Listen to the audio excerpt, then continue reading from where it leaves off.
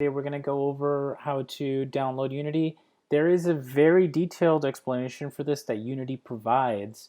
If you go to the notes I gave you earlier, if you go to Unity Create with Code, there's literally a lesson that goes through this step by step, and I think it's actually really good and very useful. So you can really go through here. I'm going to do it in my own way, but if you want to go the official way, which I recommend, you're going to want to go through there. But in our case, what you want to do is you want to download Unity. One of the first things you want to do, now this is for my students who are in high school. If you go to Unity ID, you can log in, and you can log in with a Unity ID that relates to our school. So in our case, if you haven't done this yet, you would log in and you would sign in with your Google. Now, this is where you would sign in with your Google account from the school. And I'm going to go ahead and do that right now. And I've already done this, so this is one of the challenges in me showing you is that once you install it, it's kind of hard for me to show you it again, but basically what you're going to do is click on here in the Unity download. And how did I get here? I literally typed in Unity download. I go to the store.unity.com/download. That's the best one because it's just the up-to-date version. You're going to click on here and you're going to go to download Unity Hub. Now, once you download Unity Hub, you're going to open that file and you are then going to be able to start working with Unity. Now, the way Unity works, everybody, is that it has to open up the Unity Hub first. So you're going to see this thing called Unity Hub that's going to open up. And when you first get in there, you won't see all the projects that I have here. You actually won't see anything because you're going to start from scratch. So in your case, you're going to want to click on Installs.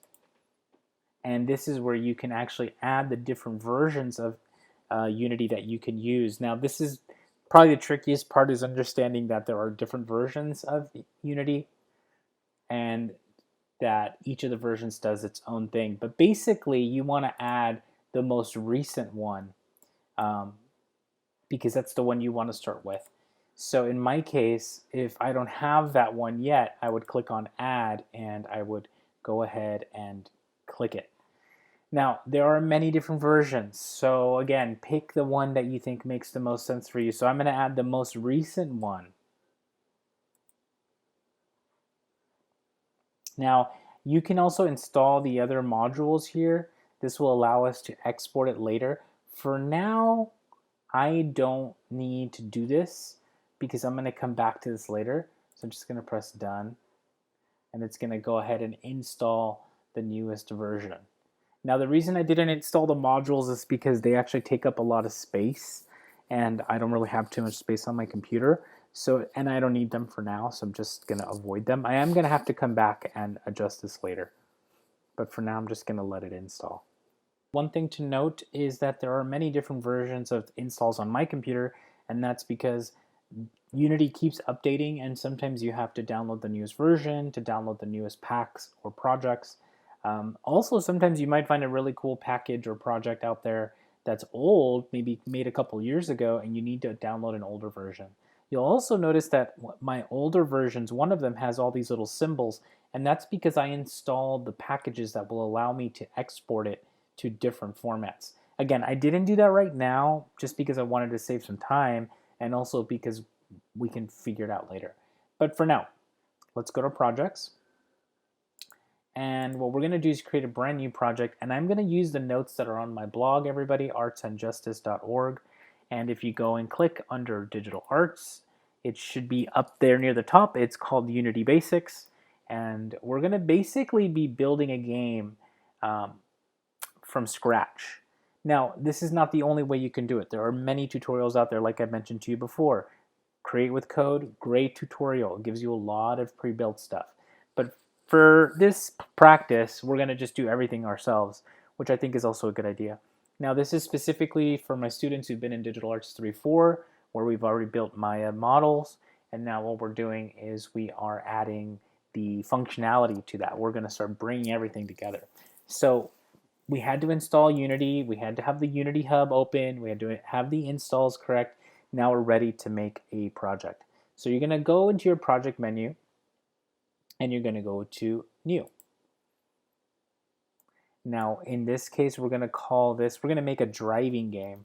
So we're going to call this driving game and we're going to choose 3D. Now for location, this is important. You got to find a folder where this is going to work. So I'm going to put it inside of my documents. I'm going to make a new folder. Or you could also put it on your desktop, okay, whichever one you want. And I already have one on my desktop, so I don't want to get confusing. I'm going to put it on my documents, and I'm going to call this driving game. And I'm going to go ahead and also put April, because we're in April. Because I've done this a couple times, just so I don't get confused. So driving game April. And make sure you know where you're putting it. Select that folder, press driving game, and then press create. Now what's going to happen after that is it's going to open up Unity, and we're going to go over the interface, and we're going to be building this thing, you know, little by little.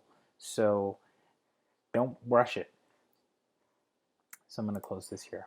Now let's take a look at the Unity window. You have the scene window, you have the game window, you have your project window, your hierarchy, and your inspector. Now some of you may have a different layout. It might start like this, which is totally fine. You'll notice I changed my layout, and the reason I changed my layout is because I kind of like seeing the screens on the left side of what I'm working on and all the parts on the right side. So what I did was, if you're starting with something like this, or if you want to start with me here, you go to Window, Layout, and go to Default. And then what I did is I moved some stuff around. So I moved my hierarchy all the way over to the right side. Now as I move it, I'm moving it so that I get the long looking bar here. Move it around. It might take a second. Okay, there's my hierarchy. And then what I want to do with my game window is I want to drag the game window and put it down here. That way I can have the scene and the game on at the same time. And then I'm going to move my project window, also make that thin, and console, I'm going to shove it under project. And then I'll even these things out a little bit. And then I have my inspector. Now this is my idea. You don't have to do it this way, but I kind of like being able to work on my project and see the scene, which is where I build, and see what it looks like when it's playing, which is game. Hierarchy is what's going to be inside my project. As you can see right now, there's a camera and a directional light. Those are two things that come standard. You have a light built into your world, and you have a camera built into your world. Wherever the camera is looking is what you get in the game.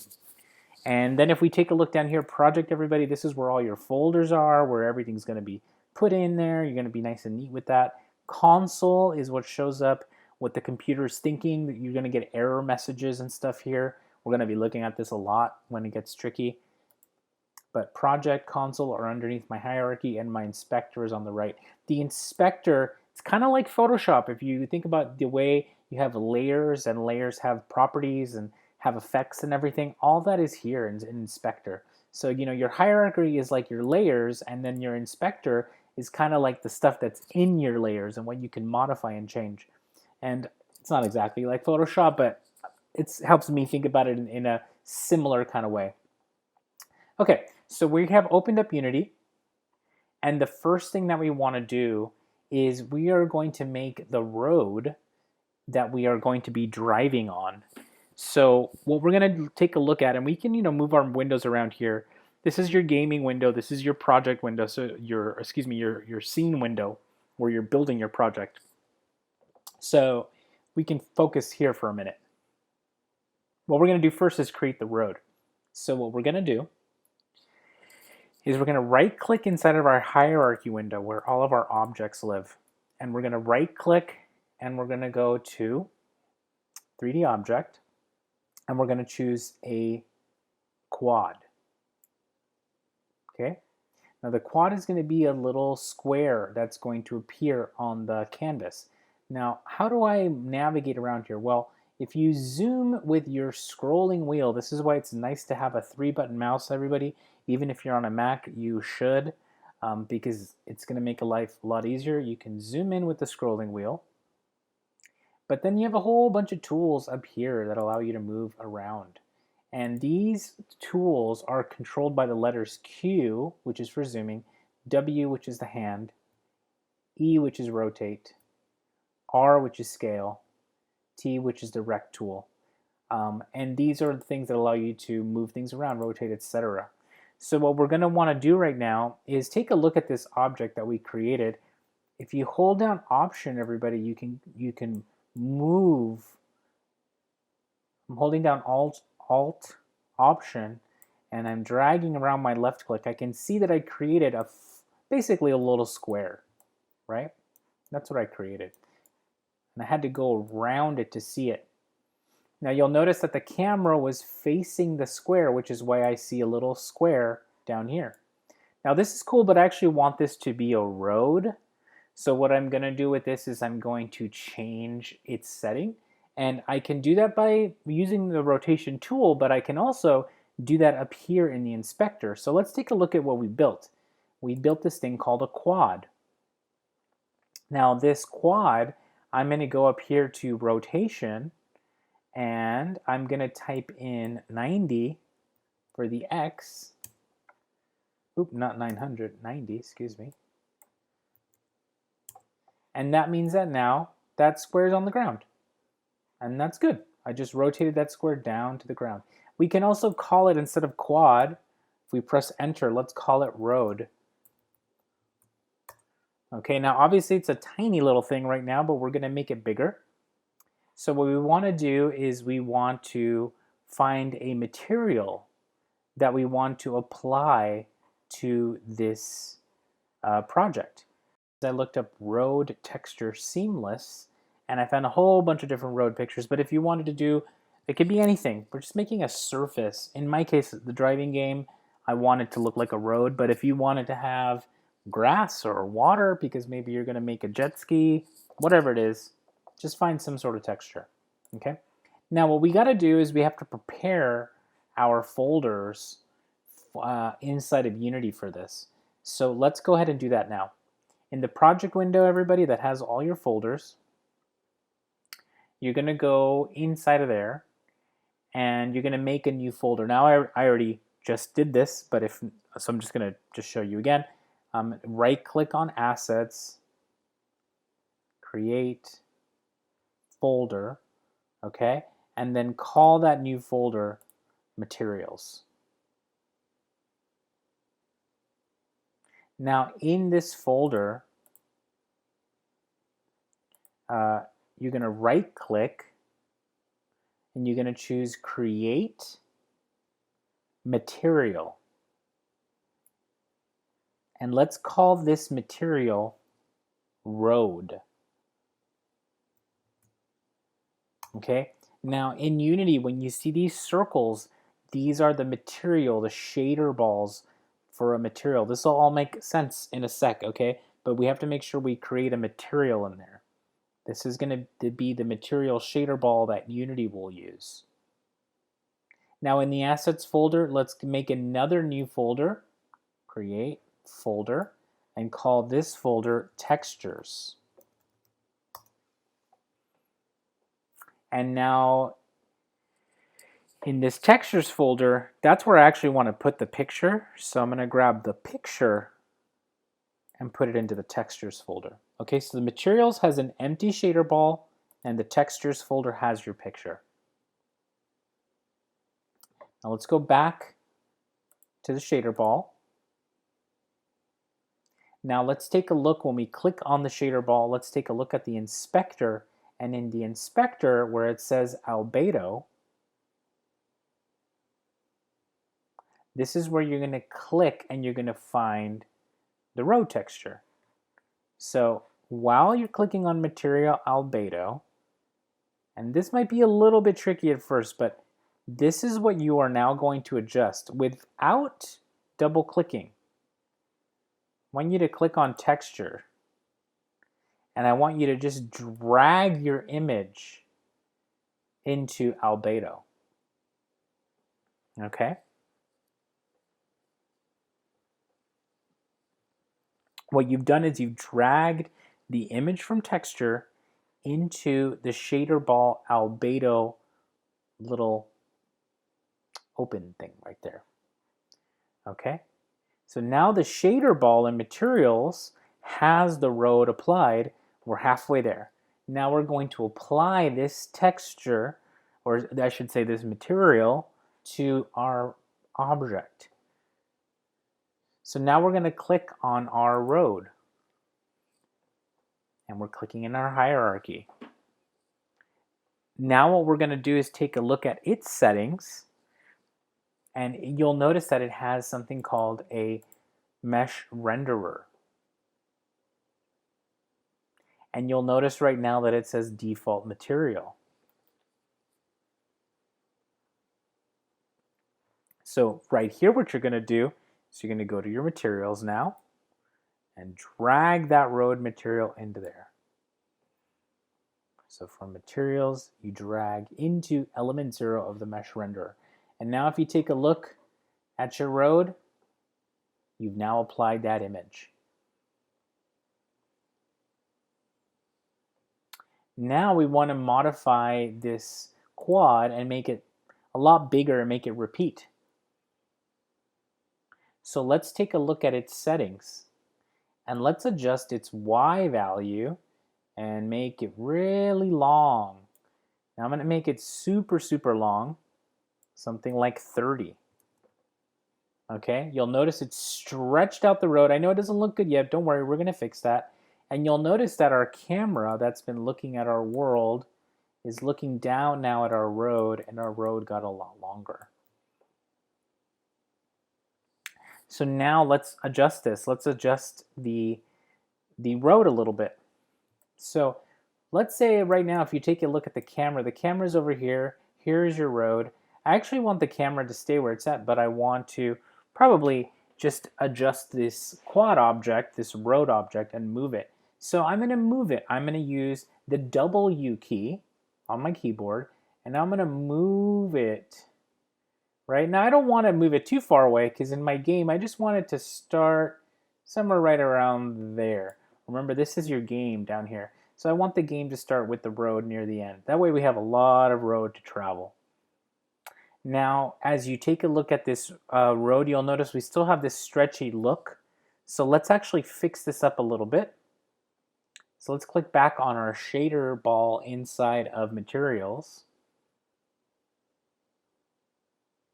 And I want to make it repeat more. So I'm going to make it repeat more by adjusting the tiling of the Y. So here in tiling Y, I'm also going to type 30 because remember that I stretched it 30 the other direction. So now that I've changed this to 30, now it's going to look nice and neat. It's repeating just as many times as I made it big.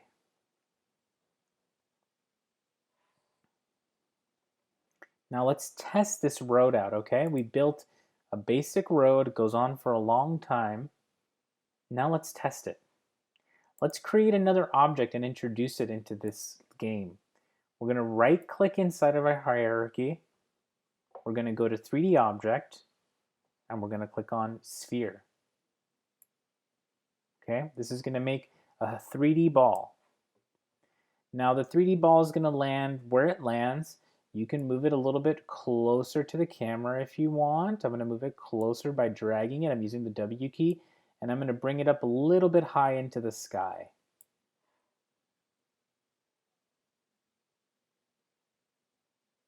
Now, if I want this to actually do something, I need to adjust a setting to the sphere so that it responds to gravity. Because right now, if you were to press, let's actually save our work. Let's go to File, let's press Save. Right now, if I was to press play, you'll see that the screen will kind of freeze for a second, and then you would see your game down here, and you'll notice nothing's happening. The ball's just floating there. So I'm going to let go of play. If I put some gravity on this though, the ball will connect with the ground. So let's actually figure that out. Let's put that ball floating above the road. And now let's add a component to this sphere, okay? And right now it's called sphere. That's a good name for me. If you wanted, you could call it ball or globe or something, whatever other name you wanted to do to it. But let's add a component. Now, these are the pieces of this object. These are the components. That's what these things are called here. You can actually shrink them all if you want by clicking on the little arrow, and you'll see that there's a transform, the mesh filter, the mesh renderer, the sphere collider. What we want to do to give this some life is we're going to add the rigid body. So we're going to go to add components, and you can just start typing rigid body. Now when you add the rigid body, now what this is going to do is it's going to give it mass and gravity. So now let's press the play button. Now when we press the play button, we're going to see the ball falls.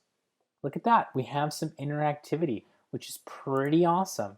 And now this, I know this is very simple, but let's just actually keep it here. We're going to come back to this in a couple days. I'm going to give you the next part of this lesson. But for now, let's just make sure that all this worked.